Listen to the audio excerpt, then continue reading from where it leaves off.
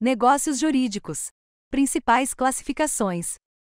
Quanto às manifestações de vontade dos envolvidos, negócios jurídicos unilaterais, negócios jurídicos bilaterais e negócios jurídicos plurilaterais. Negócios jurídicos unilaterais são aqueles atos e negócios em que a declaração de vontade emana de apenas uma pessoa, com um único objetivo.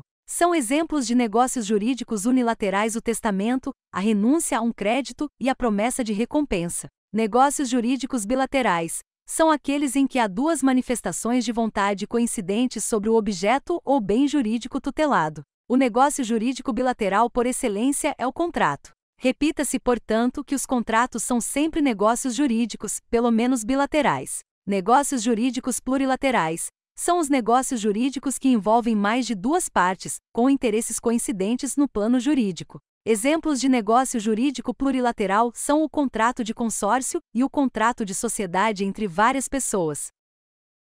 Quanto às vantagens patrimoniais para os envolvidos, negócios jurídicos gratuitos, negócios jurídicos onerosos. Negócios jurídicos gratuitos são os atos de liberalidade que outorgam vantagens sem impor ao beneficiado a obrigação de uma contraprestação. Não envolvem, portanto, sacrifício patrimonial de todas as partes, situações em que uma parte só tem vantagens, não assumindo deveres. Exemplo é o contrato de doação pura. Negócios jurídicos onerosos são os atos que envolvem sacrifícios e vantagens patrimoniais para todas as partes no negócio, como é o caso dos contratos de locação e de compra e venda. No primeiro caso, a remuneração é o aluguel, no segundo, o preço. Negócios jurídicos bifrontes. Negócios jurídicos bifrontes são aqueles que tanto podem ser gratuitos como onerosos, o que depende da autonomia privada, da intenção das partes. Podem ser citados os contratos de depósito e de mandato, que podem assumir as duas formas, pela presença ou não da remuneração.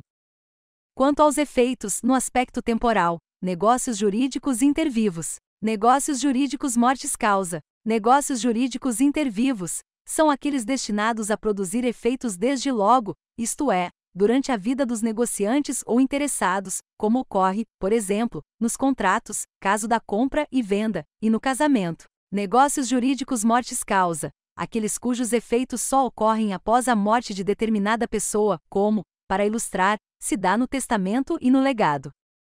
Quanto à necessidade ou não de solenidades e formalidades, formais ou solenes, informais ou não solenes. Formais ou solenes são aqueles que obedecem a uma forma ou solenidade prevista em lei para sua validade e aperfeiçoamento, caso do casamento e do testamento. Atenção! Há diferenças entre as categorias forma e solenidade. Informais ou não solenes são aqueles que admitem forma livre, constituindo regra geral, pelo que prevê o artigo 107 do CC 2002, em sintonia com o princípio da operabilidade, no sentido de simplicidade ou de facilitação do direito civil. São, por regra, negócios jurídicos informais a locação, a prestação de serviços e a compra e venda de bens móveis. Quanto à independência ou autonomia, principais, acessórios. Negócios jurídicos principais ou independentes são os negócios que têm vida própria e não dependem de qualquer outro negócio jurídico para terem existência e validade. Exemplo a ser citado é o contrato de locação. Negócios jurídicos acessórios ou dependentes são aqueles cuja existência está subordinada a outro negócio jurídico, denominado principal. Exemplo típico de negócio acessório é o contrato de fiança, geralmente relacionado com um contrato de locação.